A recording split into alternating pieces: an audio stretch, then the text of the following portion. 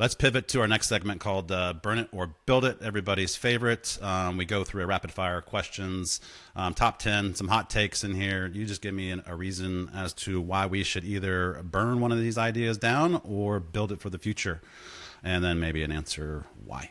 So we'll start with number one, standardizing the sales training for every single rep, no matter what their experience level.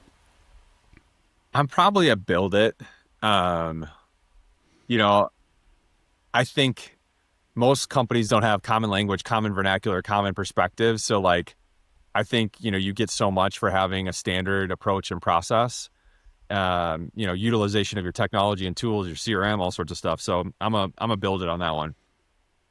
Love that. Standardize it. Number two, let your top performers operate independently from the rest of the team. I'm a burn that one. Um, Not to be long-winded, but I had a rep, turned out to be the best sales rep in the company for several years running. I hired him, brought him into the company.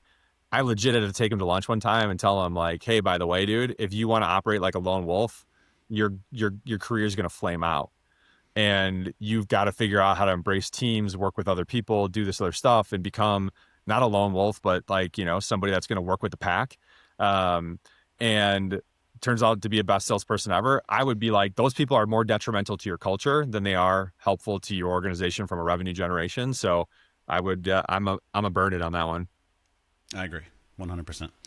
Number three, prospecting at scale, even if the conversion rate is low. You hear a lot of this, I think, in different industries. It's more of a spray and pray mentality, but they're still getting responses. So prospecting at scale. I'm a build it. Got to get on the phone, got to cold call, you got to grind it. You got to own your destiny as a salesperson. If you're not willing to do that, I don't know how you're going to sell. So, today's world's harder than ever to get a hold of buyers. The attention economy is real. People are inundated. I don't see how if you're not trying to break through the noise and do it well, I don't know how you're going to get customers. Gotcha. You still need to differentiate, I think, your approach, or else it'll just kind of just sound like noise. Like everybody else, but I do agree with you. Number four, doubling down on proven markets instead of experimenting with new ones. I'm probably a build that one as well. Like, I mean, the hard part is you can chase, and if you're chasing, you're probably away from your core, and your core is probably driving money. You have methodologies and experience there, so I would say build it. I agree. Managers focusing on metrics instead of hands-on coaching. So there's probably just those dashboard jockeys out there just looking at your KPIs instead of actually going back to training, which we talked about for the last 30 minutes or so. Focusing on metrics or hands-on coaching. I would burn the metrics, focus on coaching. If your sales manager is not coaching, who else is? And I would say the number one job of every sales manager out there, and the unpopular opinion, it's to make sure every one of those assets are the highest performing assets they can be. And so I think those people that are like, okay, I'm out of the desk now, I've earned it, now I'm going to watch you all do it and just keep an eye on you all, burn that thing to the ground. Give me the person that's like rolling up the sleeves, shadowing reps, helping them out. Like, they should be servant leaders on the best way possible. And I don't think that's pervasive in sales management culture. Love that. It's awesome. Trusting your gut over messy CRM data. CRM data is typically a mess anyway, but should you just trust your gut or just, I don't know, burn it or build it? I'm probably a burn the gut, build the tools. I do think we need to rethink the way we're doing tools in general. CRMs are brutal. And they're a 19th century perspective. Like, let's be honest, we're dealing with a database. So I think we have to reimagine, rethink CRMs for sure too. Sales reps want to do one thing. They want to sell, right? They don't want to be administrators. So I think we've got to be careful in striking that right balance. So it's a little bit of burn and build. If your team has 27 fields to enter for an opportunity, burn that. Okay. If they've got 2 or 3 core ones, build it, keep them fluid, keep them moving, automate it as much as you can. Yeah, CRM just needs to be a topic for a whole nother episode, because there's a lot to unpack there. Yeah. Number 8, revenue's down. Let's just push the reps to work harder instead of slowing down to figure out how we need to fix it. All right. So I'm going to use an analogy here. I think there are two things. It's a battle cry, right? Or a battle plan.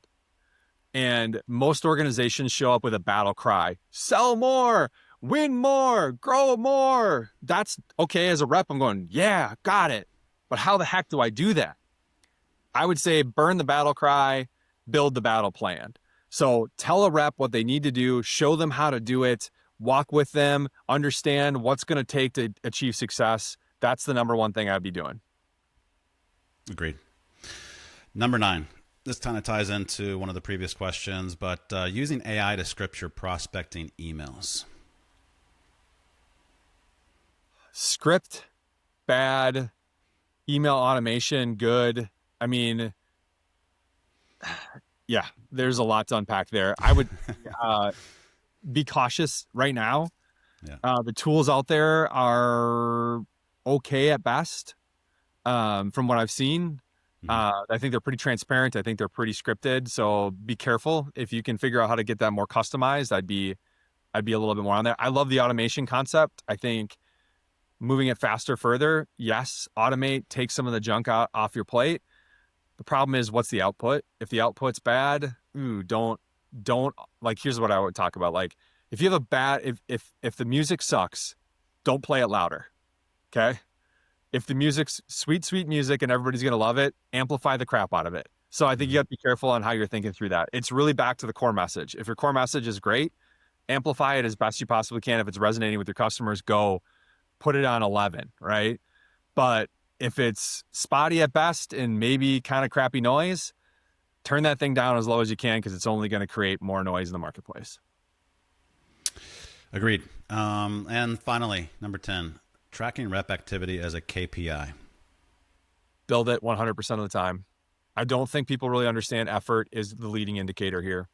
And I'm a huge effort guy. Like, I want to know that you're putting the effort in, because I can coach you around the ways of everything else.